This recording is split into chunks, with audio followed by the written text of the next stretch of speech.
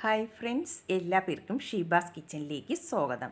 ഇന്ന് വന്നിട്ടുള്ളത് നേന്ത്രപ്പഴവും മുട്ടയൊക്കെ കൊണ്ട് ഈസി ആയിട്ട് നമുക്ക് തയ്യാറാക്കിയെടുക്കാൻ പറ്റിയ നല്ല ടേസ്റ്റി ആയിട്ടുള്ള ഒരു പലഹാരത്തിൻ്റെ റെസിപ്പിയുമായിട്ടാണ്.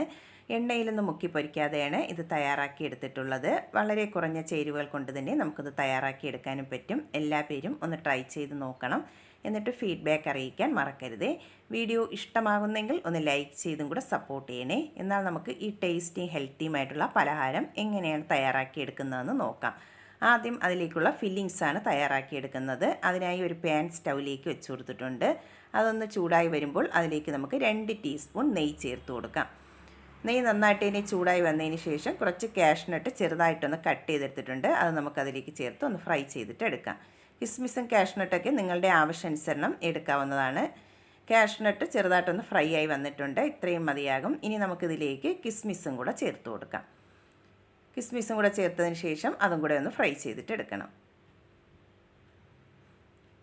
കിസ്മിസും കാഷ്നട്ടൊക്കെ ഫ്രൈ ആയി വന്നിട്ടുണ്ട്. ഇനി അതിലേക്ക് ചേർത്ത് കൊടുക്കേണ്ടത് തേങ്ങ ചിരകിയതാണ്. ഞാനിവിടെ 1 കപ്പ് തേങ്ങയാണ് എടുത്തിട്ടുള്ളത്. അത് നമുക്കതിലേക്ക് ചേർത്ത് കൊടുക്കാം. തേങ്ങയും കൂടെ ചേർത്തതിന് ശേഷം 1-2 മിനിറ്റ് ഒന്ന് ഫ്രൈ ചെയ്തെടുത്താൽ മതിയാകും. ഒരുപാട് തേങ്ങ അങ്ങ് ഡ്രൈ ആയി പോകണ്ട. കുറച്ച് അതിൻ്റെ വെള്ളത്തിൻ്റെ നനവൊന്ന് മാറുന്നത് വരെ നമുക്കൊന്ന് മിക്സ് ചെയ്തിട്ട് എടുക്കാം. തേങ്ങയുടെ വെള്ളത്തിൻ്റെ അംശമെല്ലാം ഒന്ന് മാറി വന്നിട്ടുണ്ട്. ഇത്രയും മതിയാകും. ഇനി നമുക്കിതിലേക്ക് മധുരത്തിന് ആവശ്യമായിട്ടുള്ള ശർക്കരയാണ് ഞാനിവിടെ ചേർത്ത് കൊടുക്കുന്നത്. 3 ടേബിൾ സ്പൂൺ പൊടിച്ച ശർക്കരയാണ് ചേർത്ത് കൊടുക്കുന്നത്. നിങ്ങൾക്കിതിന് പകരം പഞ്ചസാര വേണമെങ്കിലും ചേർത്ത് കൊടുക്കാവുന്നതാണ്. കല്ലില്ലാത്ത ശർക്കര ആയതുകൊണ്ടാണ് ഞാനിവിടെ ഡയറക്റ്റായിട്ട് ഇതിലേക്ക് ചേർത്ത് കൊടുത്തിട്ടുള്ളത്. എന്നിട്ട് നമുക്ക് നന്നായിട്ട് തന്നെ ശർക്കര എല്ലാം ഒന്ന് മെൽറ്റായി വരുന്നത് വരെ ഒന്ന് മിക്സ് ചെയ്തിട്ട് എടുക്കാം. ശർക്കരയെല്ലാം നന്നായിട്ട് തന്നെ ഒന്ന് മെൽറ്റായി വന്നിട്ടുണ്ട്. ഇത്രയും മതിയാകും. ഇനി നമുക്കിതിലേക്ക് നല്ലൊരു ഫ്ലേവറിനായിട്ട് ഒരു 1/2 ടീസ്പൂൺ ഏലക്കാപ്പൊടിയും കൂടെ ചേർത്ത് കൊടുക്കാം. ഏലക്കാപ്പൊടിയും കൂടെ ചേർത്തതിന് ശേഷം നന്നായിട്ട് വീണ്ടും ഒന്നും കൂടെ ഒന്ന് മിക്സ് ചെയ്തിട്ട് എടുക്കാം. ഇതിപ്പോൾ നന്നായിട്ട് ഇനി മിക്സ് ചെയ്തെടുത്തിട്ടുണ്ട്. ഇനി നമുക്കിത് വേറൊരു പ്ലേറ്റിലേക്ക് മാറ്റി കൊടുക്കാം. ഈ പാനിൽ തന്നെ വെച്ചിരിക്കരുത്, എന്നാൽ ഒരുപാടങ്ങ് ഡ്രൈ ആയി പോകും തേങ്ങ. അതുകൊണ്ട് നമുക്ക് വേറൊരു പ്ലേറ്റിലേക്ക് ഇത് മാറ്റിയെടുക്കാം. ഇതിപ്പോൾ വേറൊരു പ്ലേറ്റിലേക്ക് മാറ്റിയെടുത്തിട്ടുണ്ട്. ഇത് നമുക്ക് തണുക്കാനായിട്ട് മാറ്റി വയ്ക്കാം. അടുത്തതായി ഇതിലേക്കുള്ള ഒരു ബാറ്റർ തയ്യാറാക്കിയെടുക്കണം. അതിനായി ഒരു ബൗളിലേക്ക് ഞാനിവിടെ 2 മുട്ട എടുത്തിട്ടുണ്ട്. ഇനി അതിലേക്ക് 2 ടേബിൾ സ്പൂൺ മൈദയാണ് ഞാനിവിടെ ചേർത്ത് കൊടുക്കുന്നത്. മൈദയ്ക്ക് പകരം നിങ്ങൾക്ക് ഗോതമ്പ് പൊടിയോ പാൽപ്പൊടിയോ ചേർത്ത് കൊടുക്കാവുന്നതാണ്. ഇനി അതിലേക്ക് ചെറിയൊരു മധുരത്തിനായിട്ട് 1 ടേബിൾ സ്പൂൺ പഞ്ചസാരയും 1/4 ടീസ്പൂൺ ഏലക്കാപ്പൊടിയും കൂടെ ചേർത്ത് കൊടുക്കും. എന്നിട്ട് നമുക്ക് നന്നായിട്ട് ഇനി ഇതൊന്ന് മിക്സ് ചെയ്തിട്ട് എടുക്കണം. ഒട്ടും കട്ടകളില്ലാതെ നന്നായിട്ട് ഇനി ഒന്ന് മിക്സ് ചെയ്തിട്ട് എടുക്കാം. ഇതിപ്പോൾ നന്നായിട്ട് ഇനി മിക്സ് ചെയ്തെടുത്തിട്ടുണ്ട്. ഇനി നമുക്കിത് മാറ്റി വയ്ക്കാം. ഇതുപോലെ വേണം കട്ടകളില്ലാതെ ഒന്ന് മിക്സ് ചെയ്തെടുക്കാനായിട്ട്. ഇനി നമുക്കിതിലേക്ക് മെയിനായിട്ട് വേണ്ടത് നേന്ത്രപ്പഴമാണ്. ഞാനിവിടെ 3 മീഡിയം സൈസിലുള്ള നന്നായിട്ട് പഴുത്തിട്ടുള്ള പഴമാണ് എടുത്തിട്ടുള്ളത്.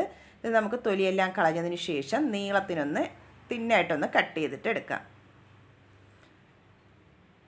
പഴം ഇവിടെ ഇതുപോലെ ഒന്ന് നീളത്തിൽ കട്ട് ചെയ്തെടുത്തിട്ടുണ്ട്. ഇനി നമുക്കിത് എങ്ങനെയാണ് സെറ്റ് ചെയ്യുന്നതെന്ന് നോക്കാം. ഞാൻ ഇതുപോലുള്ളൊരു സോസ് പാനിലാണ് ഇത് സെറ്റ് ചെയ്തെടുക്കുന്നത്. അതിലേക്ക് ആദ്യം നമുക്ക് കുറച്ച് നെയ്യ് എല്ലാ ഭാഗത്തും നന്നായിട്ട് ഇനി ഒന്ന് ബ്രഷ് ചെയ്തിട്ട് എടുക്കണം. സൈഡിലും താഴ്ഭാഗത്തും എല്ലാം നന്നായിട്ട് ഇനി ഒന്ന് ബ്രഷ് ചെയ്തിട്ട് എടുക്കാം.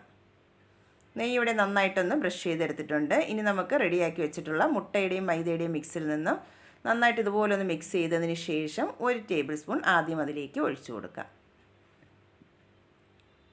എന്നിട്ടൊരു ബ്രഷ് കൊണ്ട് നന്നായിട്ട് ഇനി എല്ലാ ഭാഗത്തും ഒന്ന് സ്പ്രെഡ് ചെയ്ത് കൊടുക്കാം. പഴം അതിലേക്ക് വെച്ച് കൊടുക്കുമ്പോൾ നന്നായിട്ട് സെറ്റായിരിക്കാൻ വേണ്ടിയിട്ടാണ് ആദ്യം ഇതുപോലെ ഒന്ന് മുട്ടയുടെ മിക്സ് ഒഴിച്ചു കൊടുക്കുന്നത്.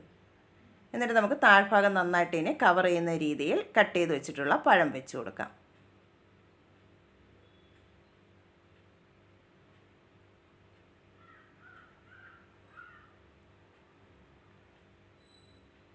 ഇതുപോലെ പഴം വെച്ച് കൊടുത്തതിന് ശേഷം മുകളിലായിട്ട് വീണ്ടും നമുക്ക് മുട്ടയുടെ മിക്സ് ഒഴിച്ചു കൊടുക്കാം. 1-2 ടേബിൾ സ്പൂൺ ഇതുപോലെ ഒന്ന് ഒഴിച്ചു കൊടുക്കാം. എന്നിട്ട് ആ ഗ്യാപ്പുള്ള ഭാഗത്തേക്ക് ചെറിയ ചെറിയ പഴത്തിൻ്റെ കഷ്ണങ്ങൾ വെച്ച് ഒന്ന് ഫില്ല് ചെയ്ത് കൊടുക്കണം. ഇതുപോലെ ആദ്യം ഒന്ന് സ്പ്രെഡ് ചെയ്ത് കൊടുക്കാം. എന്നിട്ട് നമുക്ക് ചെറിയ ചെറിയ പീസുകൾ ആ ഗ്യാപ്പുള്ള ഭാഗത്തേക്ക് ഒന്ന് വെച്ച് ഒന്ന് ഫില്ല് ചെയ്തിട്ട് എടുക്കാം. പഴം ഇതുപോലെ ചെറിയ ചെറിയ പീസായിട്ട് എടുത്തതിന് ശേഷം ആ ഗ്യാപ്പുള്ള ഭാഗത്തേക്ക് വെച്ച് നമുക്ക് നന്നായിട്ട് ഇനി ഒന്ന് കവർ ചെയ്തെടുക്കണം.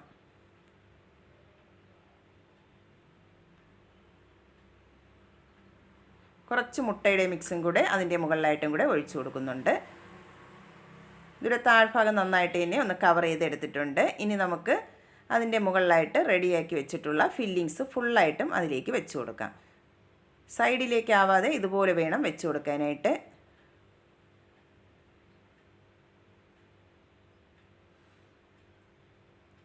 ഫില്ലിങ്സ് ഫുള്ളായിട്ടും വെച്ചതിന് ശേഷം നമുക്ക് ബാക്കിയുള്ള പഴവും കൂടെ ഇതിൻ്റെ മുകളിലായിട്ട് ഒന്ന് വെച്ച് കൊടുക്കാം.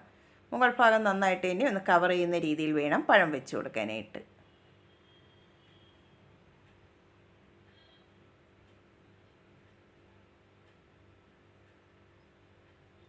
ഇതിവിടെ മുകൾ ഭാഗം നന്നായിട്ട് തന്നെ ഒന്ന് കവർ ചെയ്യുന്ന രീതിയിൽ പഴം വെച്ച് കൊടുത്തിട്ടുണ്ട്. ഇനി നമുക്ക് ബാക്കിയുള്ള മുട്ടയുടെ മിക്സ് ഫുള്ളായിട്ടും ഇതിൻ്റെ മുകളിലായിട്ട് നന്നായിട്ട് തന്നെ ഒന്ന് സ്പ്രെഡ് ചെയ്യുന്ന രീതിയിൽ ഒഴിച്ചു കൊടുക്കാം.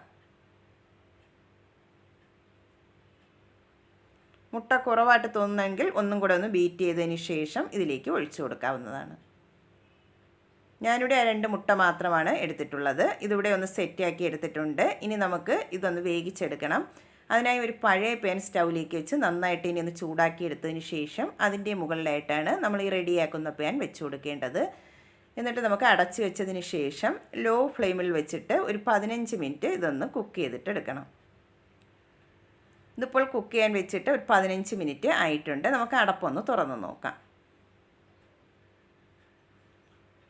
ഇതിവിടെ നന്നായിട്ട് തന്നെ അടിഭാഗമെല്ലാം നന്നായിട്ടൊന്ന് കുക്കായി വന്നിട്ടുണ്ട്. ഇനി നമുക്കിതൊന്ന് മറിച്ചും കൂടെ ഇട്ട് ഒന്ന് കുക്ക് ചെയ്തെടുക്കണം. അതിനായി ഞാനിവിടെ വേറൊരു പാനിലേക്ക് കുറച്ച് നെയ്യ് ഒന്ന് ബ്രഷ് ചെയ്തെടുത്തിട്ടുണ്ട്. ഇനി നമുക്കതിലേക്കൊന്ന് മറിച്ചിട്ട് കൊടുക്കാം.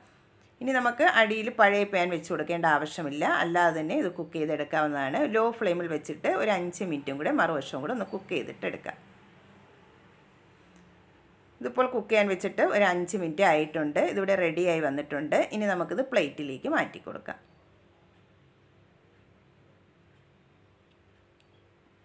ഇതിവിടെ പെർഫെക്റ്റ് ആയിട്ട് തന്നെ കിട്ടിയിട്ടുണ്ട്. ഇനി നമുക്ക് നന്നായിട്ട് തണുത്തതിന് ശേഷം വേണം ഇതൊന്ന് കട്ട് ചെയ്ത് നോക്കാനായിട്ട്.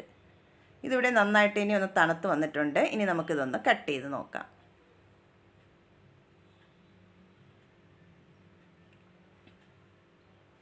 എണ്ണയിലൊന്നും മുക്കിപ്പൊരിക്കാതെ നല്ല ടേസ്റ്റിയും ഹെൽത്തിയുമായിട്ട് തയ്യാറാക്കി എടുക്കാൻ പറ്റിയ നല്ലൊരു പലഹാരമാണ്. പഴവും മുട്ടയൊക്കെ ഉണ്ടെങ്കിൽ നമുക്ക് എളുപ്പത്തിൽ തയ്യാറാക്കി എടുക്കാൻ പറ്റും. വളരെ കുറഞ്ഞ ചേരുവകൾ കൊണ്ട് തന്നെ തയ്യാറാക്കി എടുക്കാൻ പറ്റിയ നല്ല ടേസ്റ്റി ആയിട്ടുള്ള പലഹാരമാണ്. എല്ലാ പേരും ഒന്ന് ട്രൈ ചെയ്ത് നോക്കണം. എന്നിട്ട് ഫീഡ്ബാക്ക് അറിയിക്കാൻ മറക്കരുതേ. വീഡിയോ ഇഷ്ടമാകുന്നെങ്കിൽ ലൈക്ക് ചെയ്യാനും സബ്സ്ക്രൈബ് ചെയ്ത് സപ്പോർട്ട് ചെയ്യാനും